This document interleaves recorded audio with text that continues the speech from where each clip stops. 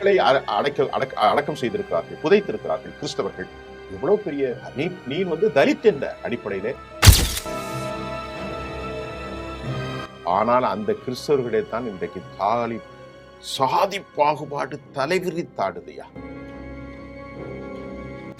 குறிப்பாக 500க்கும் மேற்பட்ட பிணங்களை 10 சென்ட் நிலத்திற்குள் புதைத்து வருகிறோம். 100 வருஷத்துல கேட்டா யாராலமா போச்சிருப்பாங்க. இப்போ பக்கத்துல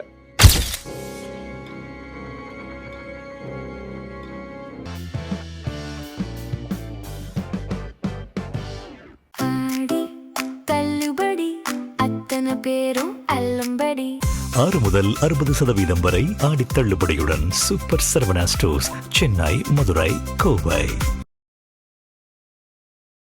நேர்களே, இன்னைக்கு நம்ம ஒரு ஸ்பெஷல் கண்டென்ட், அதாவது ஜெம் தொலைக்காட்சிக்காக சாதி இன இழிவு இன்னும் இந்த நூற்றாண்டில் மதத்தின் பேராலும் இனத்தின் பேராலும் மொழியின் பேராலும் தமிழ் குடிகள் எவ்வளவெல்லாம் அருவருக்கப்படுகிற ஒரு செய்தி, ஒரு பெரிய செய்தியாக வந்திருக்கிறது. இந்தியன் எக்ஸ்பிரஸ் நாளிதழில் வந்த அந்த செய்தியினுடைய தமிழாக்கத்தை நான் இப்போது உங்களுக்கு தருகிறேன். எல்லா மதங்களும் மனிதர்கள் அனைவரும் சமம். கடவுள் மனிதர்களுக்காகவே நீதியாக செலுத்தக்கூடிய ஆண்டவர். பொதுவாக பல பேர்களில் இஸ்லாமாக இருந்தாலும், கிறிஸ்தவமாக இருந்தாலும், இந்து மதமாக இருந்தாலும், சீக்கிய, பௌத்த, எந்த மதமாக இருந்தாலும் கடவுளின் முன்பு அனைவரும் சமம். அப்படிதான் சொல்லப்படுகிறது. கடவுள் என்றால் 100 கடவுள் அல்ல, ஒரே ஒரு கடவுள் தான். தேவன் ஒருவன் தான். பகவான் என்று சொன்னாலும் சரி, வேறு என்ன பேர்களில் நீங்கள் அழைத்து கொண்டாலும் சரி, இறைவன் என்று அழைத்து கொண்டாலும் சரி, நம்பிக்கை கொண்ட மக்களுக்கு இந்த உலகை படைத்து பரிபாலிக்கக்கூடிய சர்வ ரட்சகன், அப்படித்தான் சொல்வார்கள் எல்லா மதங்களும். நான் இப்பொழுது பேசுவது ஒரு மதத்திற்காக எதிர்ப்போ தாழ்வோ அல்ல. மனிதர்கள் அனைவரும் சொல்வார்கள், கடவுள் என்றால் என்ன, எல்லாவற்றையும் கடந்து உள்ளே உங்களை ஆட்கொள்ளக்கூடியவன் கடைவன், இறையியல் தத்துவத்தினுடைய அடிப்படை.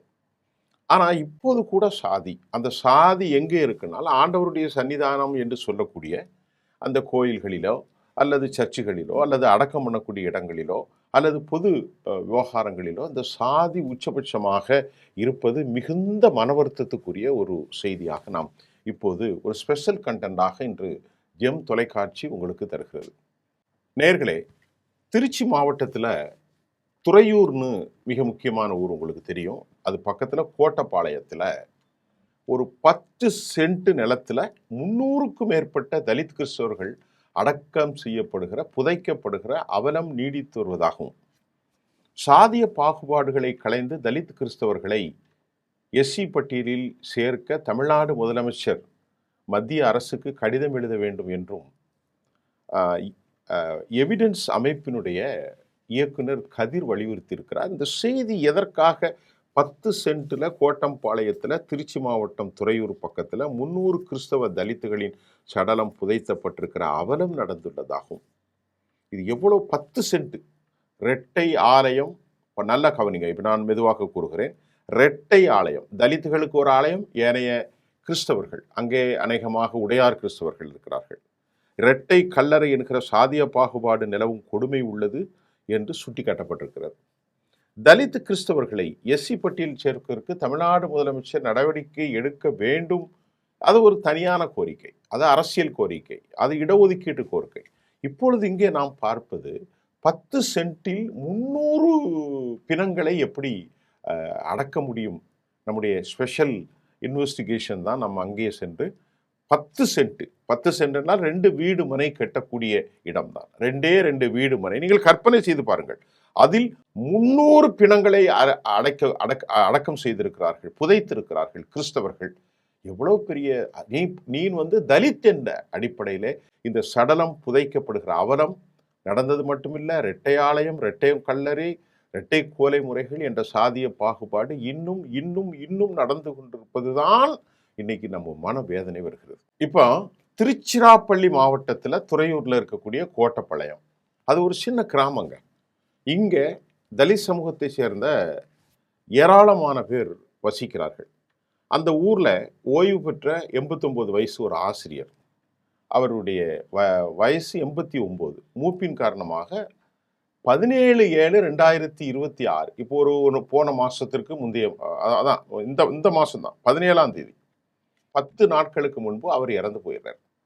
மறுபடியும் அவருடைய யார் அப்படிங்கிறத உங்களுக்கு சொல்கிறேன். அதாவது ஒரு வயது மூப்பின் காரணமாக ஆசிரியரான ராஜு, அவர் ஒரு தலித் சமூகத்தை சேர்ந்தவர். வயது மூப்பின் காரணமாக 17/7 இந்த மாதம், இதே ஜூலை மாதம் 2026 இறந்து போயிட்டார். அவரது சடலத்தை பொதுக்கல்லறையில் அடக்கம் செய்யக்கூடாது என்று அங்கிருந்து சில சாதி கிறிஸ்தவர்கள் ஒன்று திரண்டு எதிர்ப்பு தெரிவிக்கிறார்கள். எவ்வளவு மனம் வலிக்குது பாருங்க. மக்களின் சட்டம் மற்றும் தொடர் போராட்டத்தின் விளைவாக ராஜு அவர்களின் சடலம் 17ஆம் தேதி இறந்த அவருடைய சடலம் 20ஆம் தேதி அன்று காலை விடியற்காலை 1:30 மணி அளவில் பெரிய பஞ்சாயத்து நடந்து பொது கல்லறையில் அடக்கம் செய்யப்பட்டது. கிறிஸ்தவ கல்லறையில் இத்தகைய சாதி பாகுபாடு இருந்ததனால் 3 நாட்களுக்கு பிறகுதான் அவருடைய சடலம் புதைக்கப்பட்டது பெரும் அதிர்ச்சியை ஏற்படுத்தி இருக்கிறது. இப்ப ஒரு குழு, நம்முடைய குழு அங்கே சென்று பார்க்கிற போது 21/7/2026 அன்று சம்பந்தப்பட்ட இடத்திற்கு, அதாவது அடக்கம் செய்ய இடப்பட்டதற்கு பிறகுல ஒரு கள ஆய்வுல சில செய்திகளை நமக்கு கிடைத்திருக்கிறது. என்ன கள ஆய்வுலை கண்டுகொண்டோம் என்பதை தகவலின் அடிப்படையில் நம்முடைய அங்கே சென்ற ஆளுமைகளுடைய கருத்தை உங்களுக்கு தருகிறோம். இந்த கோட்டப்பாளையம் கிராமம் கிறிஸ்தவ பறையர்கள் வாழ்கிற ஒரு சமூகம். நல்லா கவனித்துக் கொள்ளுங்கள். கிறிஸ்தவ சமூகத்தில் பறையர் சமூகம், தலித்துகள். அதே கிறிஸ்தவ சமயத்தை சேர்ந்த ரெட்டியார்களும் அந்த ஊரில் இருக்கிறார்கள். அதே கிறிஸ்தவ சமூகத்தை சார்ந்த வன்னியர்களும், கிறிஸ்தவ சமூகத்தை சார்ந்த நாயுடுகளும், கிறிஸ்தவ சமூகத்தை சேர்ந்த வெள்ளாளர்களும், கிறிஸ்தவ சமூகத்தை சேர்ந்த உடையார்களும், கிறிஸ்தவ புதுரை வண்ணார் சமூகத்தை சார்ந்தவர்களும், இப்படி எல்லாரும் சேர்ந்து வாழ்கிறார்கள். அதே போன்றுதான் இந்து சமூகத்தை சார்ந்த முத்துராஜா, இந்து சமூகத்தை சேர்ந்த பறையர், தேவேந்திர குல வேளாளர் சமூகத்தினர், அருந்ததி, ரெட்டியார், குறும்ப கவுண்டர், அதை போல தெலுங்கு ஒட்டர், சேனிய செட்டியார், இவர்கள் எல்லாரும் சேர்ந்து தான் இந்த இதில் எவ்வளோ சாதி இருக்கு பாருங்க. அடே அப்பா, இந்த கிராமத்தில் இவ்வளவு பேரும் வாழ்கிறார்கள். சரி, இப்போ கிறிஸ்தவ சமூகத்தில் நாயுடு இருக்காங்க, வன்னியர் இருக்கிறாங்க, பறையர் இருக்கிறாங்க, ரெட்டியார் இருக்கிறாங்க, இவ்வளவு கிறிஸ்தவர்களாக இருக்கிறாங்க, உடையார்கள் இருக்கிறாங்க. இந்த கிராமத்தில் இப்போ இந்து கிறிஸ்தவர்களை எல்லாம் நான் சொல்லிவிடவில்லை. இந்த கிராமத்தில் கிறிஸ்தவர்களுக்கும் இந்துக்களுக்கும் இடையாக எவ்வித முரண்பாடோ பாகுபாடோ இல்லை. எவ்வளோ அற்புதமான செய்தி இது! ஒரு சந்தோஷம் அளிக்கும். கிறிஸ்தவர்களுக்கும் இந்துக்களும் ஒற்றுமையாக இருக்காங்க. அப்பாப்பா, கேட்கறதுக்கே சந்தோஷமாக இருக்கு. ஆனால் கிறிஸ்தவர்களிடையே தான் ஆண்டவராகிய இயேசு கிறிஸ்துவை எதிர்பார்த்து, ஆண்டவரே உம்முடைய வருகைக்காக நாங்கள் காத்திருக்கிறோம், நீரே தேவனுடைய தெய்வம் என்று எந்த கிறிஸ்தவத்தை நீர் சாகாத தெய்வம், நீர் உயிருள்ள தெய்வம் என்றெல்லாம் சர்ச்சில் பேசுறீங்களா? அப்பெல்லாம் பொய்யா ஐயா என்று கேட்குறேன்.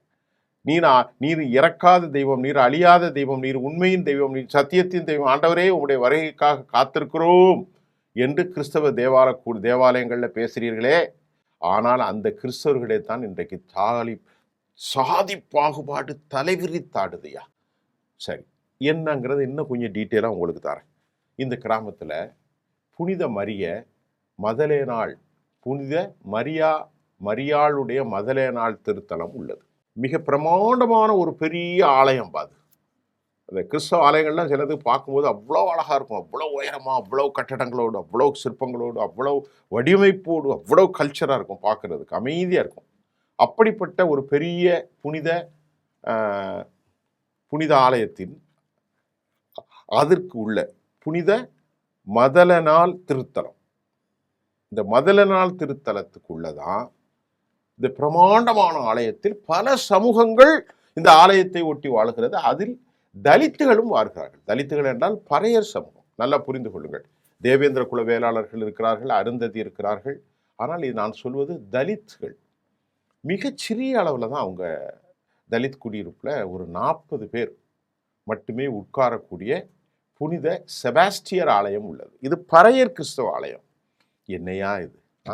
இப்போ ஆண்டவர் தனித்தனியாக போவாரா? ரெட்டியார் கிறிஸ்தவம், வன்னியர் கிறிஸ்தவம், பறையர் கிறிஸ்தவர்கள், என்னையா இது? புனித செபாஸ்டியர் ஆலயம் இருக்கிறது. அதுவும் இந்த புனித செபாஸ்டியர் ஆலயம் எப்போ கட்டப்பட்டது? 2016 14 ஒரு 12 வருஷத்துக்கு முன்னாடி அதை ரெனோவேட் பண்ணியிருக்கிறாங்க. இந்த ஆலயம் குடில் போண்டே இருந்தது. ஒரு சின்ன ஹட்டு தான், ஒரு சின்ன குடிசை தான். பாவப்பட்ட மக்களால் ஆண்டவரை எதிர்பார்த்து காத்திருக்கிற அந்த மக்கள்கிட்ட காசு இல்லை. இங்குள்ள இது ஆலயம் செபாஸ்டியன், இது ஆலயம். அதே போல அவர்களுக்கு பெரிய ஆலயம் ஏனைய சாதிகளுக்கு. இங்குள்ள கல்லறை அங்கு பாருங்க, அடக்கம் செய்வது சாதி கிறிஸ்தவர்களுக்கு தனியாகவும் பறையர் கிறிஸ்தவர்களுக்கு தனியாகவும் உள்ளது. அதாவது இந்த கிராமத்தில் சாதி கிறிஸ்தவர்கள், அதாவது உயர் சாதி கிறிஸ்தவர்கள் 60 விழுக்காடும், பாவப்பட்ட பறையர் கிறிஸ்தவர்கள் தலித்துகள் 40 விழுக்காடும் தான் உள்ளார்கள். 2 கல்லறையுமே புறம்போக்கு நிலத்தில் தான் கட்டப்பட்டுள்ளன. ஆனால் சாதி கிறிஸ்தவர்களுடைய கல்லறை 2 ஏக்கர் 92 சென்ட், கிட்டத்தட்ட 3 ஏக்கர். ஆனால் தலித் கிறிஸ்தவர்கள் கல்லறை வெறும் 10 சென்ட் தான் இருக்கு. எத்தனை சென்ட்? 10 சென்ட் தான் ஐயா. இந்த தலித் கிறிஸ்தவ மக்கள் 120 ஆண்டுகளுக்கு மேலாக, எத்தனை வருஷம்? ஒரு தலைமுறைகள் பல தலைமுறைகளாக இந்த 120 ஆண்டுகளுக்கு, நூற்றாண்டுகள் கலந்த பிறகும் இந்த 10 சென்ட் கல்லறையில் தான் அவங்க தலைமுறையாக குடும்பத்தாருடைய பிணங்களை புதைத்து வருகிறோம் என்று கண்ணீர் மல்க கூறுகிறார்கள். 2 இடம், சின்ன குட்டி இடம்.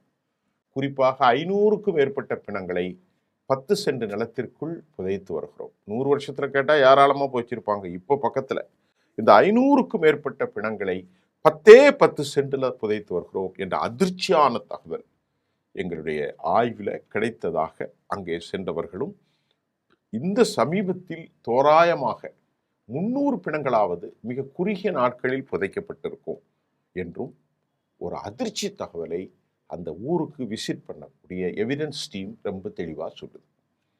அவங்க கண்ணீர் மல்க மற்றொரு செய்தியும் இந்த மக்கள் சொல்கிறார்கள். ஒரே குழியில 2 அல்லது 3 பிணங்களும் புதைக்கப்படுகிறது. அவலம். இது என்ன நாடு இது? தலித் கல்லறை அசுத்தமாகவும் துர்நாற்றத்தோடும் உள்ளது.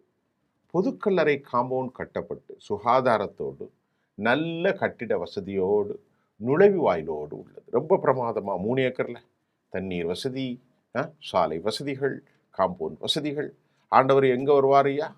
ஆண்டவர் இங்கே வருவாரா அங்கே வருவாரா? 2 பேரும் ஒரே கோயில், ஒரே வழி. மரிய மதலால் இங்கே இவர்கள் இப்படி இருக்கிறார்கள். அவர்கள் எப்படி இந்த தெய்வத்தை பூசிக்கிறார்கள் என்பதெல்லாம் எங்களுக்கு புரியவில்லை. அவர்களுடைய மனநிலை என்ன? அப்படி என்றால் ஒரு அரசியல்வாதிக்கு ஒப்பாக ஆண்டவரை அவர்கள் மாற்றிக்கொண்டார்களா என்று எங்களால் கற்பனை செய்து பார்க்க முடியல. சக மனிதர்களை எப்படி இவர்களால் இப்படி ட்ரீட் பண்ண செய்வது? ஏன்னா நான் இப்பொழுது பேசுகிறேன் என்று சொன்னால் எனக்கு தனிப்பட்ட பேச்சு தான் இது. இது என்னுடைய தனிப்பட்ட ஒரு செய்தியினுடைய ஒரு சாராம்சம். சரி, இந்த கிராமத்தில் அடுத்து சாதி ரீதியாக இது மட்டும் இல்லைங்க, தனி சப்பரம், தனி கோவில், இதெல்லாம் கிறிஸ்தவத்தை பற்றி தான், இந்து மதத்தில் உள்ளதில்லை. தனி கல்லறை இருப்பது வேதனையின் உச்சம். இங்குள்ள அனைத்து மக்களும் கத்தோலிக்க கிறிஸ்தவர்கள் தான். கத்தோலிக்கம் என்றால் அனைவருக்கும் பொதுவானது என்றோம். It is for all. ஆனால் இங்குள்ள நிலை சாதியால் மக்களை பிளவுபட வைத்திருப்பது 100 ஆண்டு கால துயரம். இந்த கிராமத்தில் தான் ராஜு 89, சலேத் மேரி 82 தம்பதியினருக்கு 3 மகன்களும் 3 மகள்களும் உள்ளனர். இந்த 2 பேருக்கும் உள்ள பிறந்த பிள்ளைங்க. மூத்த மகன் ரோம் நகரில் கிறிஸ்தவ பாதிரியாராக சேவை செய்து வருகிறார். இத்தம்பதி தலித் சமூகத்தை சேர்ந்தவர்கள், இருவருமே ஆசிரியராக இருந்து ஓய்வு பெற்றவர்கள். இந்த இரட்டை கல்லறை இருப்பது அங்குள்ள தலித் கிறிஸ்தவர்களுக்கு வேதனை தரும் அதிர்ச்சியான செய்தி. பல நூற்றாண்டுகளாக பார்த்திருக்கிற செய்தி. இதனால் இந்த இரட்டை கல்லறை எதிர்த்து தலித் கிறிஸ்தவர்கள் தரப்பை சார்ந்த ராஜு, ஜோசப், தாஸ் பிரகாஷ், சூசை மாணிக்கம், டேவிட் துறையூர் மாவட்டம் உரிமையல் நீதிமன்றத்தில் 2014ஆம் ஆண்டு ஒரு வழக்கு தொடர்றாங்க. இந்த வழக்கு கிட்டத்தட்ட 10 ஆண்டுகள் நடைபெற்று 27/8 1.5 வருஷத்திற்கு முன்பு 2024, அதாவது 27ஆம் தேதி 8வது மாதம் 2024 அன்று தீர்ப்பு வருது. அந்த தீர்ப்பில் பொதுக்கல்லறையில் தலித் கிறிஸ்தவர்களை புதைப்பதற்கு யாரும் இடையூறோ தடையோ போடக்கூடாது என்று தலித் கிறிஸ்தவர்களுக்கு நியாயமான தீர்ப்பு கிடைக்கப்பெற்றது. இந்த வழக்கினுடைய முதல் மனுதாரான ராஜு, அவர் அப்பா, அவர் தான் 10 வருஷத்துக்கு முன்னாடி போட்டிருக்காரு.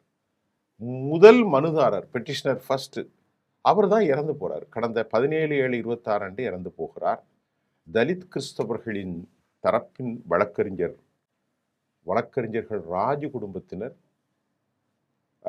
லாயர்ஸு, அவருடைய குடும்பத்தினர் தலித் கிறிஸ்தவ மக்களிடம் பொதுக்கலரையில் ஐயா ராஜு அவர்களை நல்லடக்கம் செய்ய வேண்டும், ஏற்கனவே நீதிமன்றத்தில் உத்தரவு எங்களுக்கு சாதகமாக வந்துட்டு அப்படின்னு அவங்க சொல்ல, இறந்து போன பெரியவர் ராஜுவின் குடும்பத்தினர் அந்த பகுதியில் இருக்கக்கூடிய பறையர் கிறிஸ்தவர்கள் அங்குள்ள பங்கு தந்தை ஐயா மைக்கேல் ராஜ் அவர்களிடம் போய் ஐயா கல்லறையில் அப்பாவோ சொந்தக்காரர் ராஜு ஐயாவை புதைக்கணும் நீங்கள் என்று அந்த மக்கள் சொல்கிறாங்க. இதற்கு சாதி இந்துக்கள் கடுமையான எதிர்ப்பு.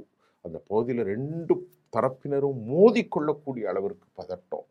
தலித் கிறிஸ்தவர்களுக்கு ஆதரவாக விடுதலை சிறுத்தைகள் கட்சியும் இடதுசாரிகள் கட்சியும் போராட்டத்தில் ஈடுபட்டார்கள். தலித் கிறிஸ்தவர்களின் பக்கம் வழக்கறிஞர்கள் கென்னடி மற்றும் ரோல் பண்ணு கீழே எங்கே பார்க்குற போராட்டத்தில் ஈடுபட்டன்னு முடிஞ்சிட்டு. அடுத்து தலித் கிறிஸ்தவர்களின் பக்கம் வழக்கறிஞர்கள் கென்னடி மற்றும் தாஸ் பிரகாஷ் ஆகியோர்கள் ஆதரவாக இருக்கிறார்கள். இந்த நிலையில தான் கோட்டாட்சியாளர் சுஸ்ரி ஸ்வாங்கி முஸ்ரி கோட்டாட்சியாளர் அலுவலகத்தில் அமைதி பேச்சுவார்த்தை எப்போ நடக்கு? ஒரு 10 நாட்களுக்கு முன்பு, அதாவது 19/7/2027 நடக்குது. இந்த பேச்சுவார்த்தையில் தலித் கிறிஸ்தவர்கள் தரப்பிலும் சாதி கிறிஸ்தவர்கள் தரப்பிலும் கலந்து கொண்டார்கள். இந்த பேச்சுவார்த்தை ஏற்கனவே உள்ள நீதிமன்ற உத்தரவை சுட்டிக்காட்டி பொதுக்கல்லறையில் புதைக்க வேண்டும் என்று முடிவெடுக்கப்பட்டு 2 தரப்பிலும் உறுதி செய்யப்பட்டது. இதில் கொடுமை என்னவென்றால், ராஜு அவர்களின் சடலத்தை தலித் கிறிஸ்தவர்கள் குடியிருப்பில் உள்ள புனித செபாஸ்டியர் ஆலயத்தில் மட்டுமே வைத்து பூசை நடத்த வேண்டும் என்று முடிவெடுத்துள்ளார்கள். இது அப்பட்டமான சாதி பாகுபாடு. அதாவது சாதி கிறிஸ்தவர்கள் இறந்து போனால் புனித மரிய மதலேனால் திருத்தலத்திலும், தலித் கிறிஸ்தவர்கள் இறந்து போனால் புனித செபாஸ்டியர் ஆலயத்திலும் பூசை நடத்துவது சாதிய பாகுபாடு. உங்களுக்கு புரியுதா? மறுபடியும் நான் உங்களுக்கு சொல்கிறேன், நல்லா பாருங்கள். அதை கொஞ்சம் ஃபர்ஸ்ட்லேருந்துடு, அப்படியே. அதாவது அந்த ஊரில் இருக்கக்கூடிய பெரிய ஆலயம் எது? புனித மரிய மதலேனால் திருத்தலம். நல்லா புரிஞ்சுங்க. மொத்த ஜாதிக்காரன் உயர் சாதிக்காரன்லாம் இறந்துட்டா பொதுவான மரிய மதலேனால் திருத்தலத்தில் வச்சு இந்த பிணத்தை உள்ளே கொண்டு வந்து பிரார்த்தனை செய்யலாம். கிறிஸ்தவர்களெல்லாம் அப்படித்தான் செய்வார்கள். அதாவது சர்ச்சுக்குள்ளே கொண்டு போகிறாங்க, அங்கே தீட்டுலாம் கிடையாது. இதே அவர்களுக்கு ஒரு செய்தி சொல்லுது. புனித மதலேனால் திருத்தலத்திலும் பறையர் கிறிஸ்தவர்கள், அங்கே பறையர் கிறிஸ்தவர்கள் 40 வீடு தானே. அதனால் தலித் கிறிஸ்தவர்கள் இறந்து போனால் அவர்கள் கட்டியிருக்கிறாங்க பாருங்கள் ஒரு சின்ன ஆலயம், ஒரு சின்ன ஹட்டு. அதுதான் புனித செபஸ்டியர் ஆலயத்திலும் பூசை நடத்துவது மிக மோசமான செயலப்பா. உன் பணம் ஏன் சர்ச்சுக்கு வந்துடக்கூடாது? புனித மதலேனால் பெரிய சர்ச்சுக்கு வந்துடக்கூடாது. நீ அந்த செபஸ்டியர்னு ஒரு சின்ன சர்ச் வச்சிருக்கியே, அதிலே வச்சு பணத்தை பூசை பண்ணிட்டு வேணா அந்த கல்லறையில் அடக்கம் பண்ணிக்க அப்படின்னு இவ்வளவு மோசமான ஒரு சாதிய பாகுபாடை யாருக்கு முன்னாடி நடந்திருக்கு? கோட்டாட்சியாளர்கள் உத்தரவு போட்டிருப்பது சாதிய பாகுபாட்டிற்கு ஆதரவான நிலைப்பாடு. இத்தகைய போக்கும் கண்டனத்துக்கு உரியதான். தமிழ்நாட்டில் உள்ள எத்தனையோ தேவாலயங்கள் மற்றும் கல்லறை இதர கிறிஸ்தவ சமூக கட்டடங்களில் எவ்வித பாகுபாடும் காட்டக்கூடாது என்றும், அப்படி கடைபிடிப்பவர்கள் மீது அரசு கடும் நடவடிக்கை எடுக்க வேண்டும் என்று சொல்லி கொண்டுதான் இருக்கிறோம். முஸ்லினுடைய கோட்டாட்சியாளர் தலைமையில் நடைபெற்ற ஒரு அமைதி கூட்டத்தில் சாதிய பாகுபாட்டை ஊக்குவிப்பதாக இந்த முடிவுகள் இருப்பதாகவும், கோட்டப்பாளையம் கிராமத்தில் தலித் கிறிஸ்தவர்களின் சடலத்தை புனித மரிய மதலேனால் திருத்தலத்தில் பூசை வைக்க உத்தரவு வேண்டும். இது என்ன சாதி? தலித் கிறிஸ்தவர்கள் பட்டியல் பிரிவுகள் இங்கு வருவதில்லை, அவர்கள் பிற்படுத்தப்பட்ட சமூகத்தை சார்ந்தவர்கள் என குடியரசுத் தலைவர் ஆணை கடந்த 1950 தெரிவிக்கப்பட்டுள்ளது. தலித் கிறிஸ்தவர்களும் இந்து கிறிஸ்தவர்களும் உறவினர்கள், உண்மைதான், ஒரே சாதியில் வருபவர்கள். ஆனால் கிறிஸ்தவத்தை வழிபடுவதனால் அவர்களுக்கு வழங்கக்கூடிய அனைத்து உரிமை, இடஒதுக்கீடு உள்ளிட்ட உரிமைகள் தொடர்ந்து மறுக்கப்பட்டு வருவது மிகப்பெரிய அநியாயம். தமிழ்நாடு முதலமைச்சர் இதில் ஈடுபடணும் அப்படின்னு ஒரு அரசுக்கு இந்த குழு ஒரு கடிதத்தையும் அனுப்ப வேண்டும் என்றும் தீர்மானித்திருக்கிறார்கள். இந்த நிலையில் கத்தோலிக்க திருச்சபையின் தலைமை பொறுப்பில் இருக்கக்கூடிய ஆயர்கள் அனைவரும் ஒன்று கூடி ஒரே ஆலயம், ஒரே கல்லறை, ஒரே வழிபாட்டு முறை என்ற கேத்தலிக் சாசனத்தை அறிவிப்பாக வெளியிட்டு நடைமுறைப்படுத்தணும், எக்ஸிக்யூட். இரட்டை கல்லறை, இரட்டை ஆலய வழிபாடு முறை போன்றவை இருப்பது, கண்டும் காணாமல் இருப்பது கிறிஸ்தவத்திற்கு செய்யும் அநீதி என்பதை ஆயர்களுக்கும் சுட்டிக்காட்ட விரும்புகிறோம் என்றும் எவிடன்ஸ் கதிர் தனது கருத்தை வலியுறுத்தி இருக்கிறார் என்பது மிக மிக முக்கியமானதுங்க. இப்போ நீங்க கொஞ்சம் யோசிச்சு பாருங்க. மிகுந்த மனவருத்தத்தோடு நாம் பேசுகிறோம். பைபிள் எடுத்துக்கிடுங்க. பைபிள்ல சாதிக்கு எதிராகத்தான் ஜீசஸ் கிரைஸ்ட் அவர்கள் வேதாகமத்தை பிரகடனம் செய்கிறார். அவருடைய காலத்தில் இதைவிட மோசமான சாதியர்களாக யூதர்கள் இருந்தார்கள். அவர் யூத சமூகத்தில் தான் தோன்றினார். ஆனால் இன்றைக்கு எனக்கு என்ன புரியல அப்படின்னா, கடவுள் பாகுபாடுபட்டவர். நல்ல கவனிங்க. ஆதியானே அந்தம் நடுவாகி அல்லானே ஈர்த்தன்னை ஆட்கொண்ட எந்த பெருமானே. அந்த பாடல்கள் வரியிலும் கூட நம்ம சொல்லும், போக்கில்லை புணர்வு இல்லை, போக்கும் வரவும் புணர்வுமில்லா புண்ணியலினை. அப்படிப்பட்ட பரம்பொருள் அப்படிதான் சொல்றோம். உலகம் யாவையும் தாம் உலவாக்களும் நிலை பெருத்தலும் நீக்கலும் நீங்கிலா. அழகிலா விளையாட்டுடர் அவன்தான் பிதா. கண்ணுள் நின்ற ஒளியை கருத்தினை விண்ணுள் நின்று விளங்கிய மெய்யினை எண்ணி எண்ணி இரவும் பகலுமே நண்ணுகின்றார் நான் தொழும் தெய்வமே. எவ்வளவு பெரிய ஆத்மார்த்த நிகழ்வு. கொள்கை ரீதியாக நாம் மாறுபடலாம். ஒருவர் சிலை வழிபாடு, ஒருத்தர் சிலை வழிபாடு இல்லை. ஒருவர் இயேசுவை ஏற்றுக்கொள்ளலாம், ஒருவர் ஏற்றுக்கொள்ளவில்லை. ஒருவர் கடவுளை ஏற்றுக்கொள்ளலாம், ஒருவர் கடவுளை ஏற்றுக்கொள்ளவில்லை. ஆனால் கிறிஸ்தவத்தில் வேதாகமத்தில் சாதிய பிளவுகள் எங்கேயும் இல்லை தோழர்களே. வேதாகமத்தில் ஒரு இடத்தில் கூட நீ இன்ன சாதி இன்ன சாதி இன்ன சாதி என்றல்ல. தென்னிந்திய திருச்சபைகளில் பெரும்பான்மையாக ஏற்படுகிற பாளையம் கோட்டையில் நாடார் கிறிஸ்தவர்களுடைய டாமினேஷன் அதிகம் இருப்பதாகவும், தமிழகத்தின் சிவகங்கை போன்ற இடங்களில் உச்சபட்சமாக பல்வேறு சாதிகள், நான் இன்றைக்கு சொன்னேன், வன்னிய கிறிஸ்தவர்களுக்கு ஒன்று, ரெட்டியார் கிறிஸ்தவர்களுக்கு ஒன்று, நாடார் கிறிஸ்தவர்களுக்கு ஒன்று, தேவேந்திர குல வேளாளர்களுக்கு ஒன்று, பறையர் கிறிஸ்தவர்களுக்கு ஒன்று, உடையார் கிறிஸ்தவர்களுக்கு ஒன்று, நாயுடு கிறிஸ்தவர்களுக்கு ஒன்று. என்னையா இது? ஏன் நீங்கள் அனைவரும் இணைந்து விடக்கூடாது? நீங்கள் அனைவரும், நான் கேட்கின்றேன், உங்கள் கொள்கை உண்மை என்று நீங்கள் நம்புகிறீர்கள், உங்கள் பாகுபாடை நம்புகிறீர்கள், ஆண்டவருடைய 2ஆம் வருகை இருக்கும் என்று நீங்கள் எண்ணுகிறீர்கள், காத்திருக்கிறீர்கள். நான் உங்கள் நம்பிக்கை குறித்து சொல்லவில்லை. ஆண்டவர் அனைவருக்கும் சமமானவர் என்று வேற சொல்கிறீர்கள். என்ன அழகாக ஆங்கிலத்திலும் தமிழிலும் நீங்கள் மொழியாக்கம் செய்கிறீர்கள். வேதாகமத்தை அதிகம் படித்தவன் இந்த பத்திரிகையாளர். என்னிடத்துல 6 பைபிள் இருக்கு, டெக்ஸ்ட். இங்கே இத்தாலியில் உள்ளது இருக்கு, நியூசிலாண்டில் உள்ளது இருக்கு, இங்கிலாண்டில் உள்ளது இருக்கு, இந்திய திருச்சபை எல்லா மொழிகளிலும் வைத்திருக்கிறேன். 6 வேதாகமும் இருக்கிறது. ஒரே இடத்துல சொல்லுங்க, சாதி பார்த்தார். Can you find out any single letter word from the holy Bible? யாராவது சுட்டி காட்ட இயலுமா? யாராவது ஒரு புள்ளியை? இல்லையே. அப்படி இருக்கின்ற போது ஏன் இந்த அநியாயம்? தோழர்களே, உள்ளே வைத்த 3 நாட்கள் உங்கள் பிணம் அழிந்து மண்ணோடு மண்ணாக புழுத்து போய்விடும். நீங்கள் எரித்தால் அது சாம்பலாகி அதுவும் கங்கையிலும் காவேரியிலும் மங்கவெளியிலும் அது கரைக்கப்பட்டுவிடும். கொஞ்சம் யோசித்து பாருங்கள், கொஞ்சம் யோசித்து பாருங்கள். அப்படி இல்லை என்றால் உங்கள் பூஜை புனஸ்காரம் அனைத்தும் பொய். இந்த செய்தி ஒரு சமூக வழிபாட்டு செய்தியாக நான் உங்களுக்கு ஜெம் தொலைக்காட்சிக்காக தருகிறேன். மீண்டும் அடுத்த செய்தியில் நான் உங்களை சந்திக்கின்றேன். நன்றி.